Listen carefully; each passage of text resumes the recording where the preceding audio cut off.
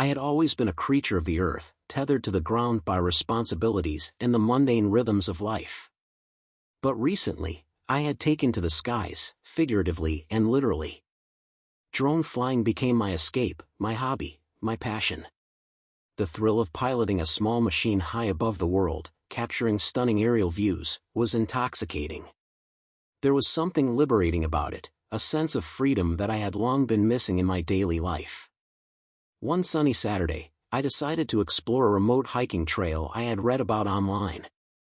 The trail was nestled in a secluded part of the woods, far from the noise of the city. I packed my backpack with essentials, water, snacks, and, of course, my trusty drone. The anticipation built as I drove through winding roads flanked by towering trees. I could already imagine the breathtaking landscapes I would capture, the lush greenery, the sun-dappled forest, the tranquil streams. Upon arrival, I was greeted by the serene beauty of nature. The air was crisp, and the scent of pine filled my lungs. I set up my drone on a clear patch of grass, excited to see the world from above. As I launched the drone into the sky, I felt a rush of exhilaration. The drone soared higher, and I marveled at the sprawling landscape beneath me. I captured footage of the vibrant colors of the forest, the winding trails, and the distant mountains that framed the horizon. I flew the drone further down the trail, reveling in the beauty of the moment. The world seemed perfect, and for a fleeting moment, I forgot about the worries of life. I felt alive, connected to nature, and wholly present in that moment. I took my time, exploring the area and capturing various angles, letting my imagination run wild as I envisioned the final video I would create from my footage. But little did I know, this day of joy and freedom would soon take a dark turn.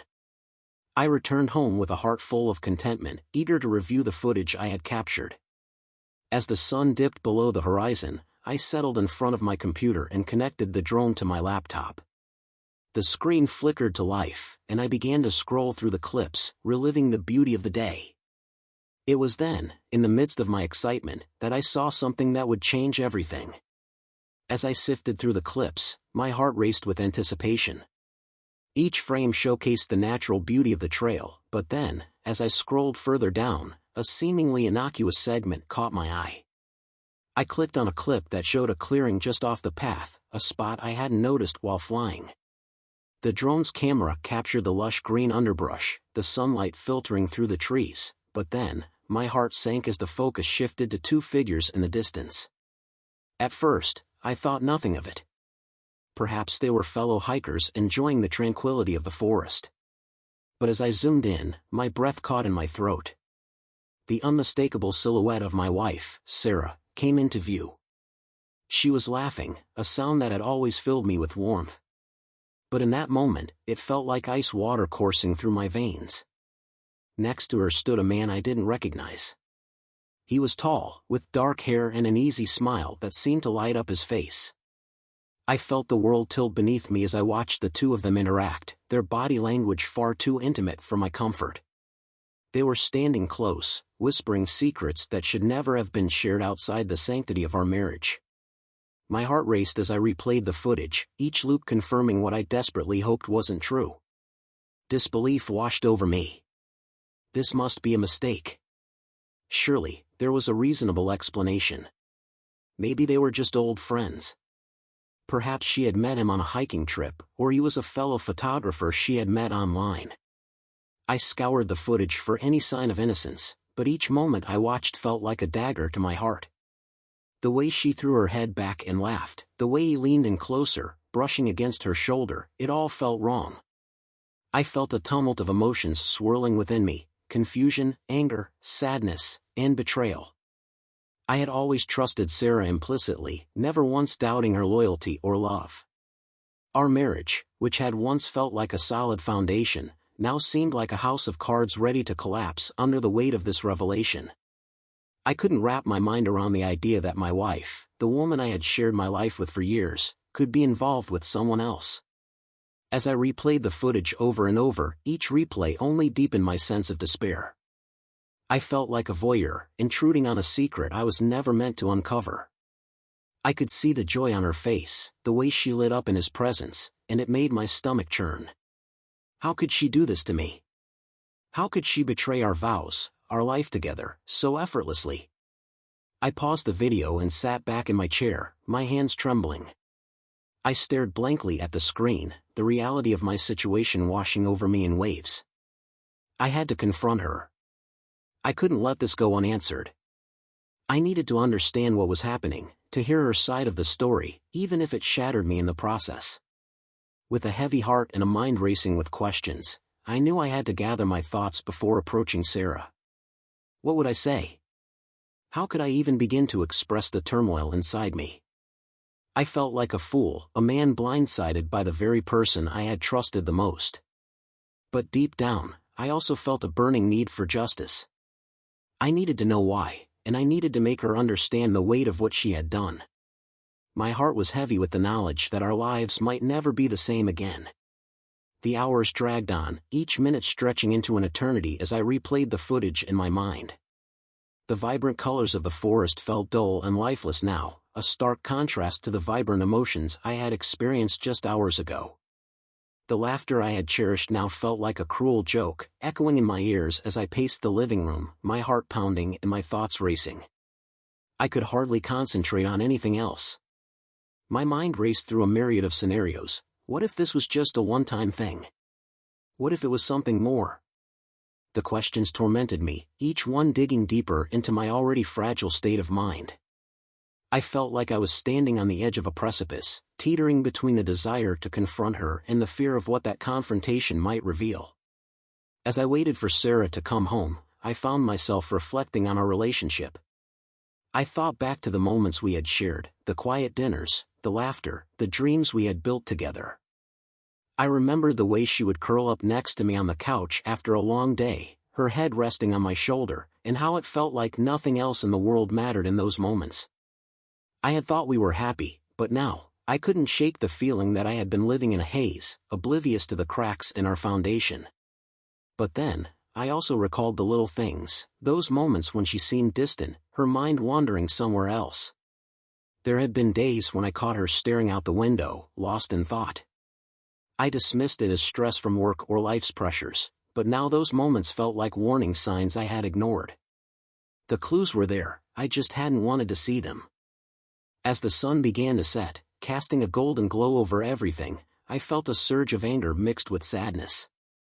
I was furious at the thought of her betrayal, but beneath that anger lay a deep wound of sadness. I had trusted her completely, and now that trust felt shattered. How could she do this? Why would she choose to seek affection from someone else instead of coming to me? When I heard the sound of the front door opening, my heart raced. Sarah stepped inside, her face lighting up with a smile as she caught sight of me.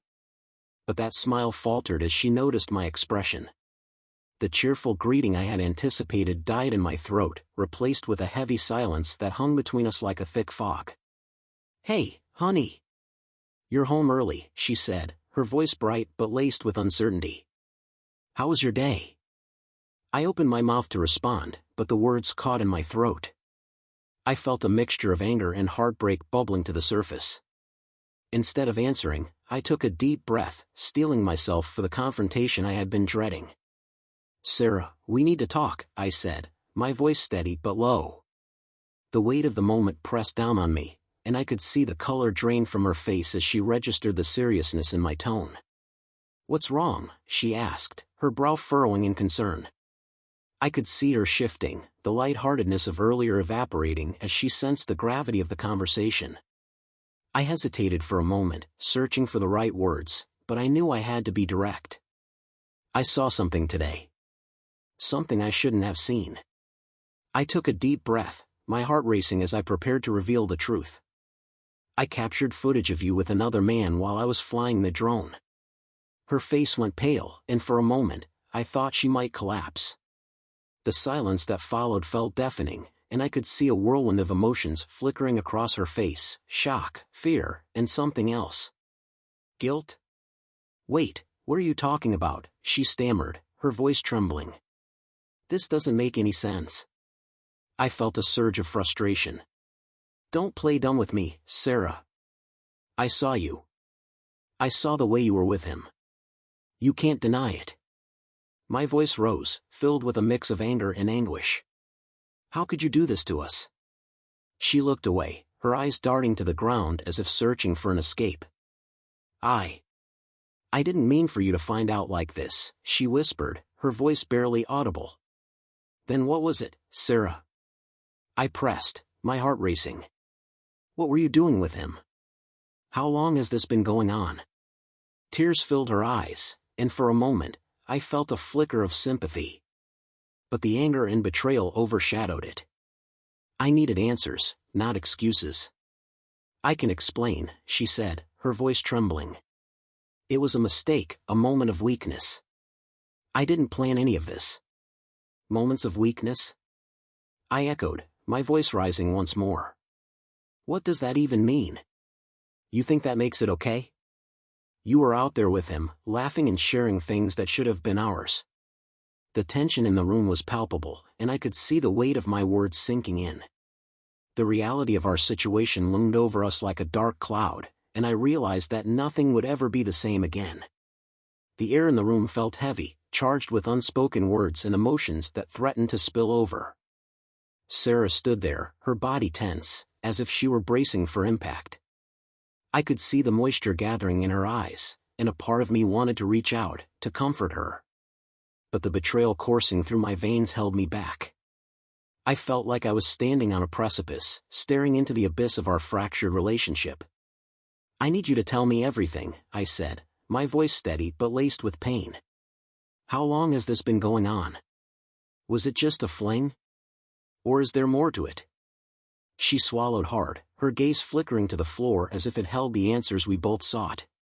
It was a few months, she finally admitted, her voice barely above a whisper.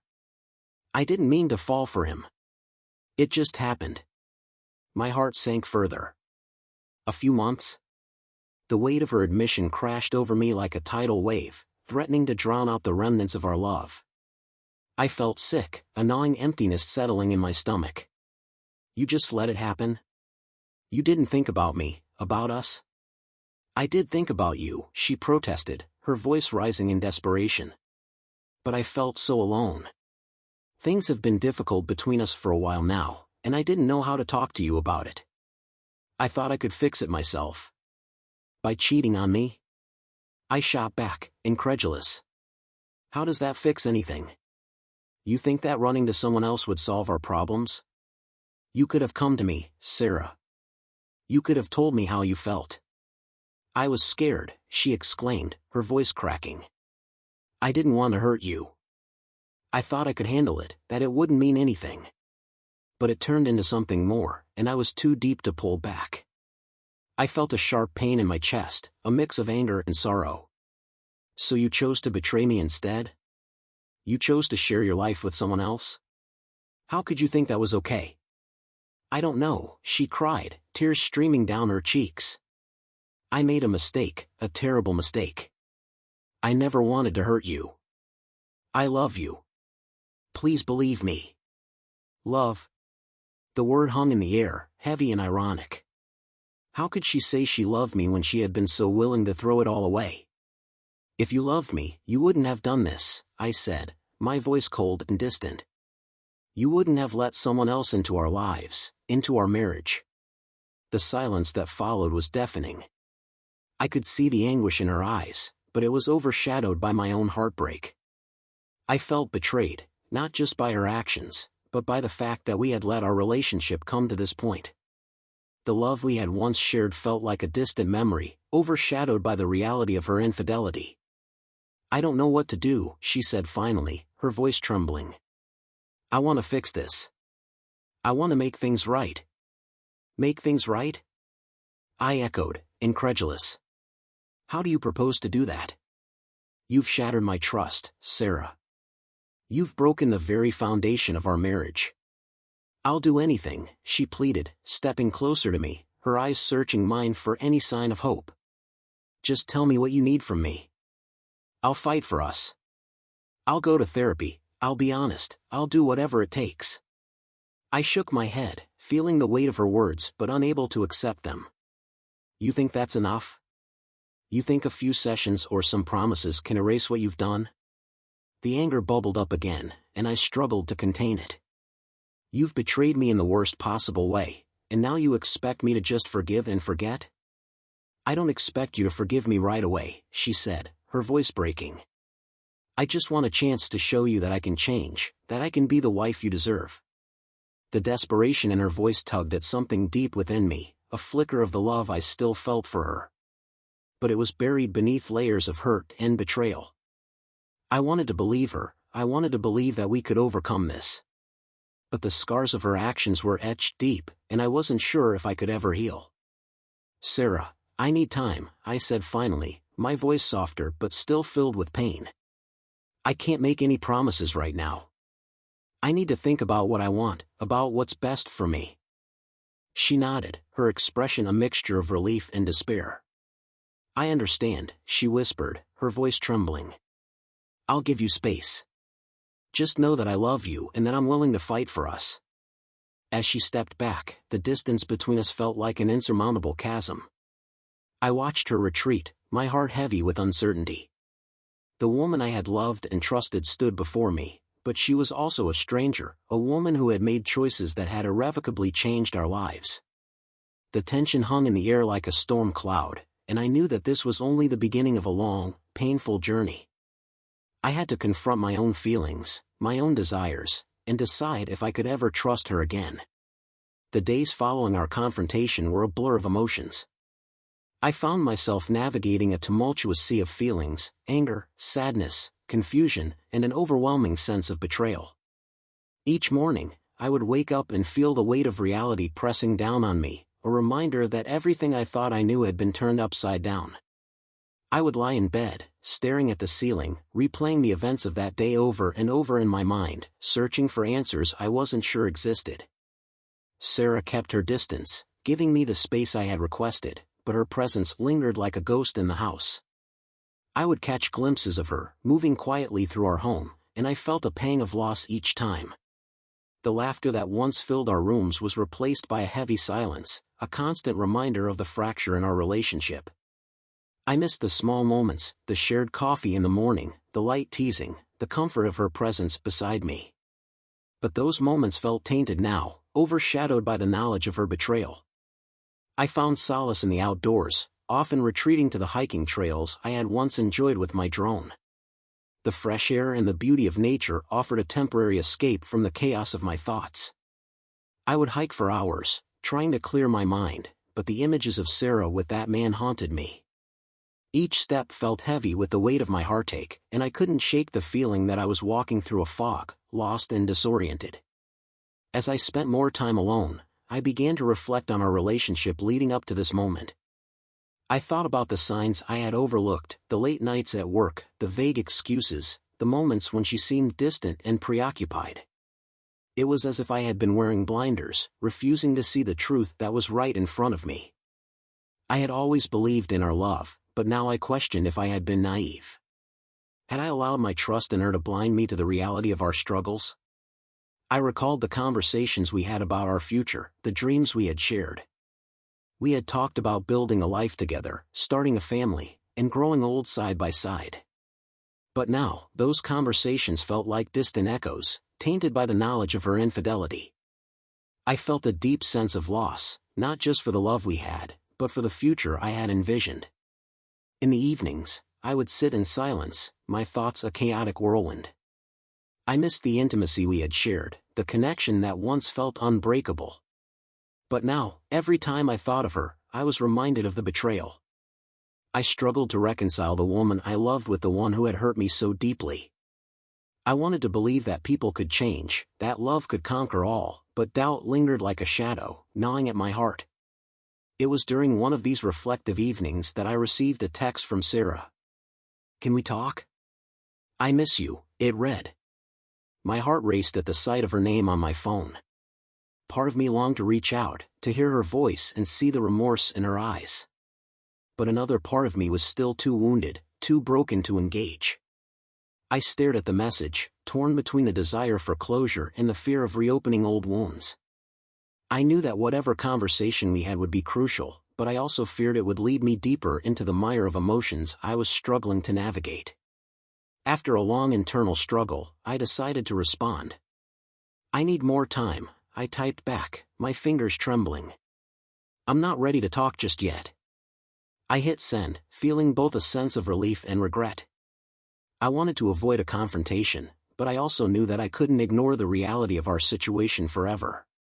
In the days that followed, I tried to focus on myself, taking long hikes, diving into my work, and reconnecting with friends.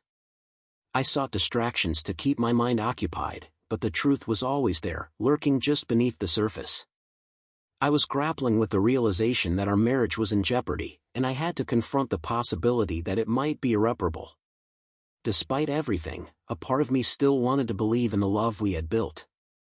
I wanted to give Sarah the chance to explain herself fully, to share her side of the story without the heat of confrontation. But I also knew that trust, once broken, was not easily mended. As I stood on a hillside overlooking the valley one evening, the sun setting in a blaze of orange and pink, I made a decision.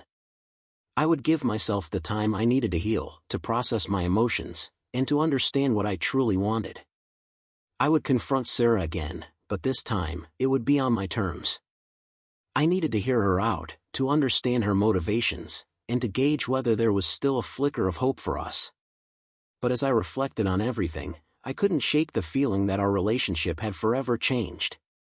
The love I had once taken for granted now felt fragile, and I was left questioning whether I could ever trust her again. After days of introspection and emotional turmoil, I finally found the courage to reach out to Sarah again. I invited her to meet me at that same hiking trail where I had first discovered her betrayal. It felt symbolic, a place where our love had flourished in the past, now marred by the painful truth. I needed to confront the ghosts of our relationship in the very spot that had witnessed both our joy and our heartache. As I approached the clearing where we had often laughed and shared dreams, I felt a mix of anticipation and dread. The sun hung low in the sky, casting long shadows over the path, and I could see her silhouette in the distance.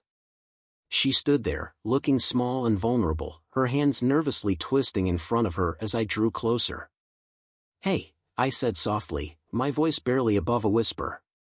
"Hi," she replied, her eyes meeting mine, filled with a mixture of hope and fear. "Thank you for coming." We stood in silence for a moment, the weight of our shared history hanging between us. I could see the remnants of the woman I loved in her eyes, but I also saw the pain and regret of her actions. I felt a flicker of empathy, but it was quickly drowned by the memories of betrayal that surged forth. "Sarah, I've been thinking a lot," I began, choosing my words carefully. "About us, about what happened. It's clear that we need to have an honest conversation." She nodded, her expression earnest. "I know I've hurt you, and I can't express how sorry I am.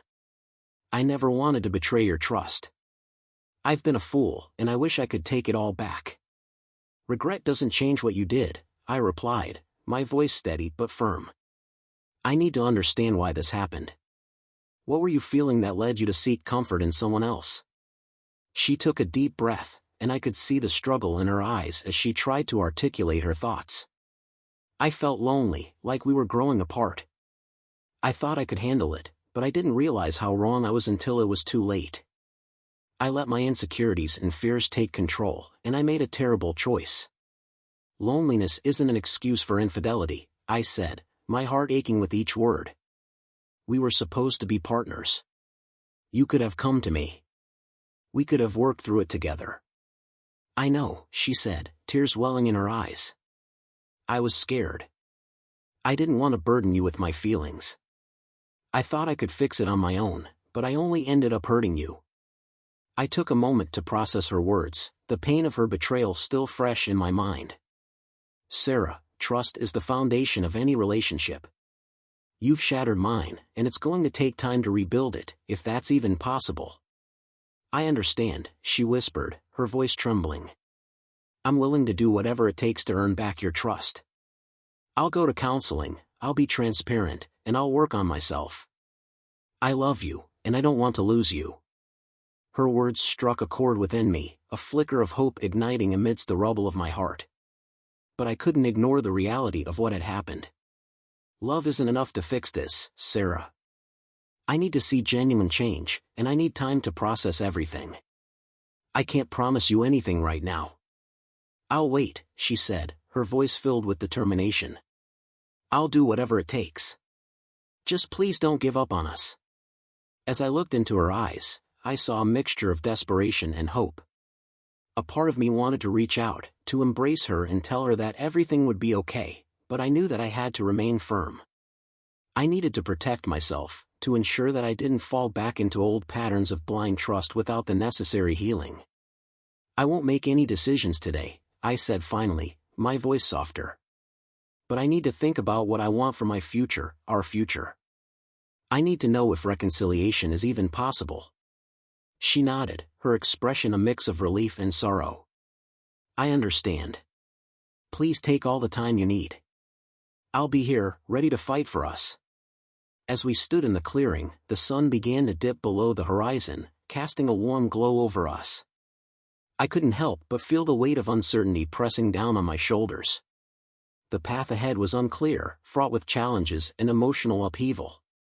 But I also felt a glimmer of hope, perhaps there was a chance for healing, for growth, if we both committed to it. In the weeks that followed, I began to focus on myself, rediscovering my passions, reconnecting with friends, and allowing myself to grieve the loss of the life I had envisioned. I also encouraged Sarah to seek counseling, both individually and as a couple, to address the underlying issues that had contributed to her choices. We met occasionally, sharing our thoughts and feelings, but I remained cautious. I wasn't ready to fully let my guard down, and I knew that trust would take time to rebuild. Each conversation was a step forward, but the road to healing was still long and winding. As I stood on that same hillside where we had met, I realized that while the future was uncertain, I was no longer standing on the edge of despair. I was ready to confront whatever came next, whether it meant rebuilding our marriage or ultimately deciding to part ways. The drone had captured an unexpected truth that day, one that had forced me to face the reality of our situation. But it also opened the door for honest conversations, reflections, and the possibility of healing. Whatever lay ahead, I knew that I had the strength to navigate it, armed with the lessons learned from this painful chapter of my life. And as I gazed out over the valley, I felt a renewed sense of purpose. I was ready to embrace the unknown, to chart my own course, and to find out what the future held, whether that included Sarah or not.